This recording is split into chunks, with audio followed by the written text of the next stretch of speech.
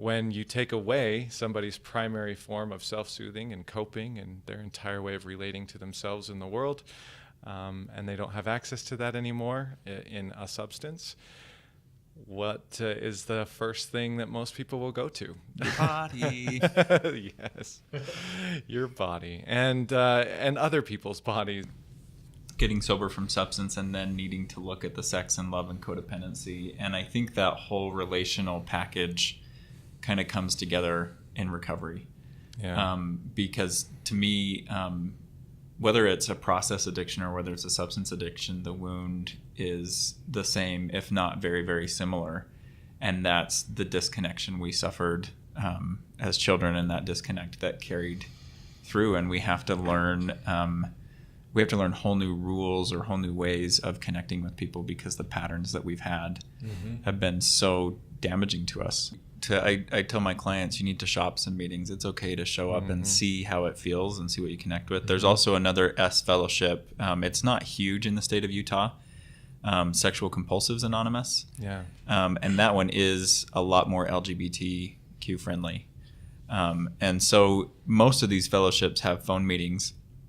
And if you are wondering if this is me, is this my story, is this something I need to look into, calling into a phone meeting is just about the least intrusive, safest way you can see if these people are speaking your language, if they're telling your story. Where abstinence is useful because it helps you to evaluate fully, what does this behavior mean for me? What does it do for me? Why am I so engaged in this?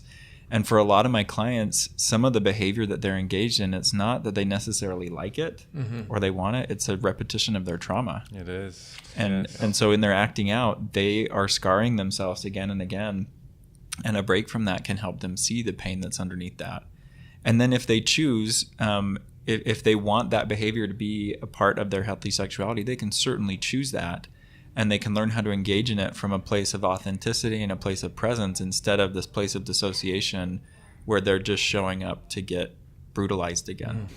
Historically, around recovery from addiction, alcohol and drugs, is the definition of sober is complete abstinence. Well, we don't have that with food and sex and money. We got to live with those things. Well, then that's one of the big criticisms, is it can't be an addiction because abstinence can't be the solution. And abstinence is not the solution. Abstinence is a step in the process. I do want to go back to something you were saying, John, because you just briefly mentioned it, but I think it needs a bit more attention. Is I was saying yes to thing, or how did you say it? I was saying yes to recovery. I knew what I needed to say no to. I had no idea what I needed to be saying yes to. Yes. So the saying yes piece, that positive sobriety, because what Arch is describing over here is a negative sobriety.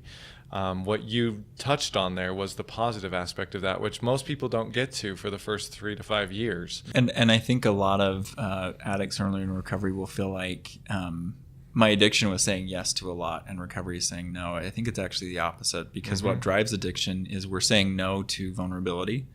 Yeah. We're saying no to intimacy. We're saying no to risk, which are all things that totally burned us, right? Like trust. Trust we're saying no to trust. Issue, yeah. So particularly when it comes to sex and love addiction, there's a high degree of control that's going on, and it floors most of my clients when we start talking about their control. And I'll say things like, gosh, that was really controlling. Well, I'm not a controlling person. It's like, oh yes, let's go down that rabbit hole. Exactly. Because that's really at the heart of it. There's so much fear about getting hurt, getting wounded, being left exposed, that the life is lived under such tight control that nothing can grow there. It strangles anything good that could come out of that. And ITAP, I know they do a just a quick questionnaire online. I was going to bring that up. Questions. Yeah, it's free. It's free. You can Google it under "Am I a Sex Addict?" Or it's recoveryzone.com, right? And but you can actually pull it up that way. The test is the sex addiction or the sexual addiction screening test, the SAST. SAST, yeah.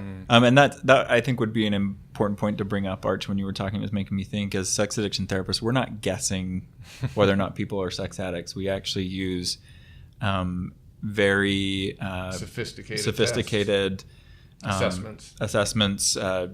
They're normed, they're reliable. So we can get a picture of, is this sex addiction or not? And if it is sex addiction, I always tell my clients there's a wide range of behaviors and a wide range of intensity. so we can know exactly what type of sex addiction we're dealing with, which is important because it's not just about becoming sexually sober. It's about healing the relational wounds under that. And the behavior itself tells us a lot about what that wound might be. I'd say to that person starting in recovery, don't get discouraged because it's not there, because it'll happen. It always does. It's amazing to see what the brain can do if given even remotely ideal conditions to function in. And that's what your recovery is doing for you, whether it's recovery from sex or drugs or food. You're giving your brain a little more ideal conditions to grow in, and it's amazing what grows out of that. That this is not hopeless. Like, it feels like it. It feels like it's the end of the world. It feels like everything is just going to be this big, long, endless struggle. But the addiction couldn't survive if it didn't convince you of that. Right. And to really separate from it is one of life's greatest and most rewarding challenges.